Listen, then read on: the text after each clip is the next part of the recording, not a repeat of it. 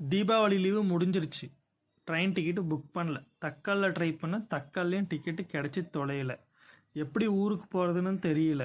சரி பஸ்ஸில் போகலான்னு பார்த்தா பஸ்ஸில் செம்ம க்ரௌடு. நான் சடனாக வேரிஸ்மே ட்ரெயினில் பார்க்கும் போது எனக்கு இந்த அற்புதமான ட்ரெயின் கிடச்சிது. இது வந்து பார்த்திங்கன்னா தீபாவளிக்காக ஸ்பெஷல் பேர் விட்டுருக்காங்க. Bangalore to Jolarpettai, Jolarpettai to Bengaluru. இந்த ட்ரெயினில் போகலான்னு தான் நான் இந்த ட்ரெயினில் வந்தேன். இதுக்கு முன்னாடி ஒருத்தன் என்கிட்ட சொன்னான். என்ன சொன்னான்னு பார்த்தீங்கன்னா, இந்த ட்ரெயின் வரத்துக்கு லேட் ஆகும், நீங்கள் திருப்பத்தூர் போயிட்டு பஸ்ஸில் போயிடுங்கன்னு சொன்னான். நான் அதை நம்பின்னு திருப்பத்தூர் போயிட்டு பஸ்ஸில் போனால் அங்கே பஸ்ஸே இல்லை. அடான்னு ஆயிடுச்சு.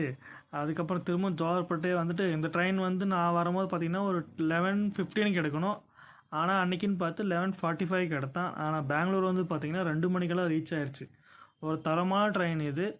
ஸ்டாப்புன்னு பார்த்தீங்கன்னா ஒரு 4 ஸ்டாப் தான். ஜாஸ்தி மெமு எக்ஸ்பிரஸ் தான், பட் நிறைய ஸ்டாப்பெல்லாம் கிடையாது. அற்புதமான ட்ரெயின். அந்த ஒருத்தன் யாருன்னு பார்த்தீங்கன்னா வேறு யாரும் இல்லை, நான் தான்.